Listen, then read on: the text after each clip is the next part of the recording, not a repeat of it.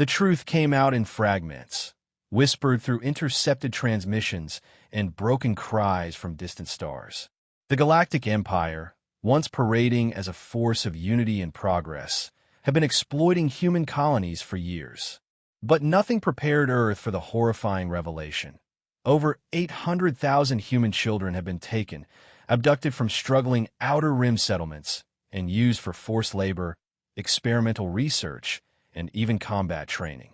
They called it the Youth Integration Program, claiming it was meant to prepare humans for galactic citizenship. In reality, it was slavery wrapped in lies. When the news broke, Earth didn't just mourn. We roared. Protests erupted across every major city. Political leaders who once preached peace with the Empire faced immediate backlash. Humanity's united governments declared a complete severance of ties with the Galactic Assembly. Military fleets were activated. Earth's ambassadors were called. The demand was simple: return every child. Now, meanwhile, survivors began to return. Gaunt, haunted but alive. They told stories of brutal camps, cold alien overseers, and being treated like tools rather than lives.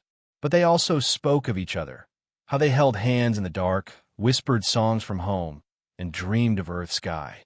One girl, 12-year-old Alina from Mars Sector 9, stood before the United Council and said, "They tried to make us forget who we were. But I remember my mother's voice.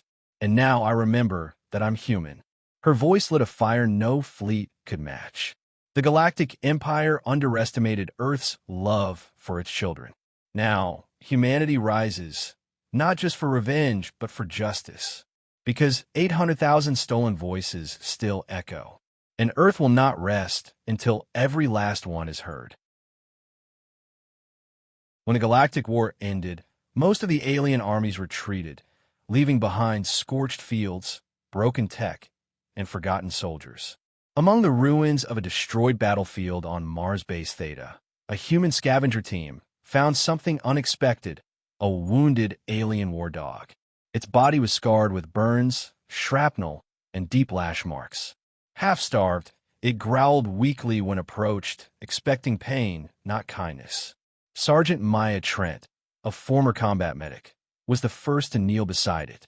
"He's not just a weapon," she murmured. "He's scared." Against protocol, she ordered her team to bring the creature back to the outpost. At first, the alien war dog, later named Rook, didn't trust him. He snapped at offered food and flinched from touch. But Maya was patient. She spoke gently, tended his wounds daily, and sat near him without demanding anything. Slowly, the change began. Rook started eating from her hand. He allowed her to stroke his fur. The terror in his eyes faded. Within weeks, Rook became part of the human team, alerting them to dangers, guarding their perimeter, and even curling beside them at night. He was no longer a tool of war. He was family. When alien diplomats came to reclaim leftover tech and personnel, they demanded Rook's return. "He's ours," they said. But Maya stood firm. "You abandoned him. We saved him. He's not going anywhere." Rook growled beside her, not in fear, but in defiance.